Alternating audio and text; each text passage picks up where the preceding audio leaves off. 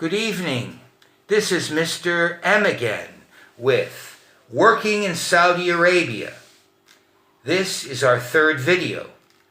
The topic is bringing your family to Saudi Arabia. We've already done one video on this. This is part B. Okay, so we'll move in. Once you've seen the first part of part A about bringing your family, we'll just continue on. Okay, another thing in relation to bringing your family is insurance. Often if you work for a company, they will only insure you, not your family. So you have to find out, are they going to insure you or your wife and your wife or your children? Or will you get a discount from the company? Again, what level of insurance from class A down to 0, you know. Also, what's very important is that you know about that sort of insurance, because some of the insurance is excellent. If you work at those top tier companies, I've known people where they've covered the wife to return to America, they've covered all their gynecological and physical and physiotherapy for weeks at a time. If you've got a low level plan, well, you might be able to get your teeth cleaned and a cut sewed. So there's massive difference. Back to the loneliness of the wives. So we covered Arabic wives. I can't say I know a lot about other wives, but for Western women, the ones that I have known there have always worked with their husbands, or they've come out as single people, but we're not interested in single people. Really, we're interested in families. I would say to you also, if you bring your children, you've got to understand that Saudi is a very austere and conservative country. It's unlike any other country. If you watch the first video, you'll get a bit of a feeling. Or go and read, as I said in a video recently, Robert Lucy, The Kingdom, Peter Mansfield, The Arabs. Look at Americans like, there's a guy called Bruce Riddell, who's from the State Department, who's spoken about it. Another British chap called, I can't remember his name, but there's many. You'll find much on it in social media. And you really do want to do your research, because as I said, I'd spent many years with Arabic people in many Arab countries, minor issues, like any country that I would call normal, and then I got to Saudi and it was a big whammy for me. But it's not about me. Now, it's an austere environment. And I know this especially from Arabic people when they go back to their home country, that their children, they don't have the socialization skills. I mean, first of all, until very recently in Saudi, and this relates to the Saudis, and they have a right to do for their people what is their remit. And that remit is that women and men are, and girls from pubescence, from puberty above, are separated from boys. What does that mean? That means, and this, I'm not being critical, but from my analysis, when I've seen a Saudi boy at 20, he has the maturity of an Egyptian boy in Egypt at 15.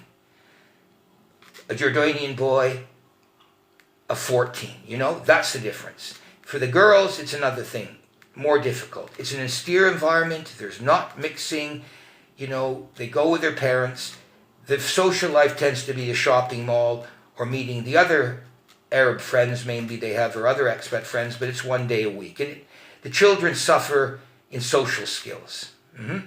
So so while I would say is my rule of thumb, if somebody said to me, if you have your kids there, when would you send them away? And I would say, for a girl, I would say no later than the age of 13.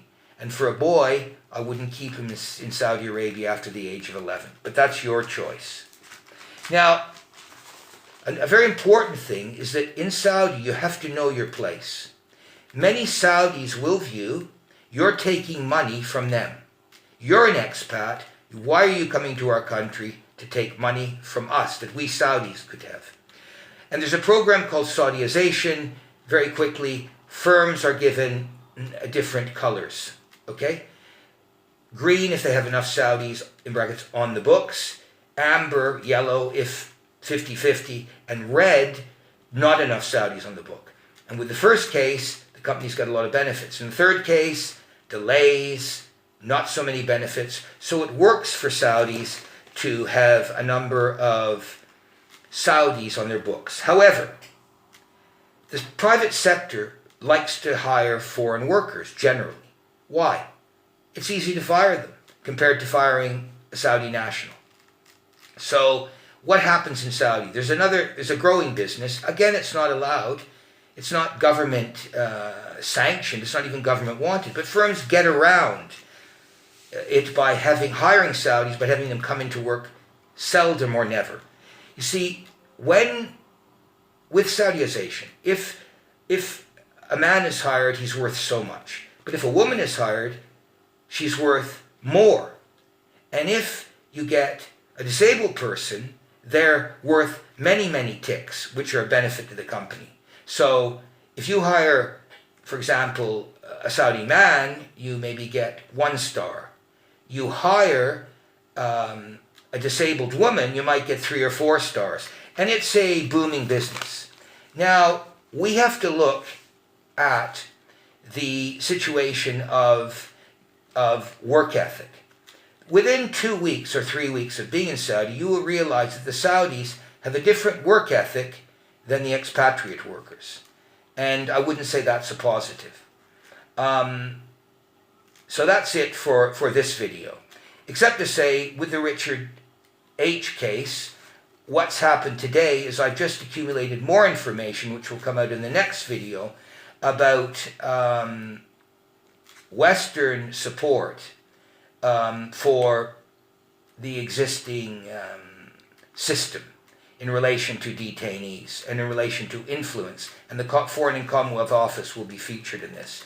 So I look forward to that and continuing this in the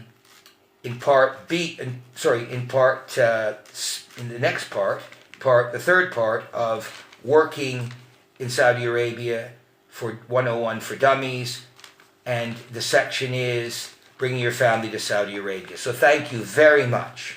Speak to you soon. Bye.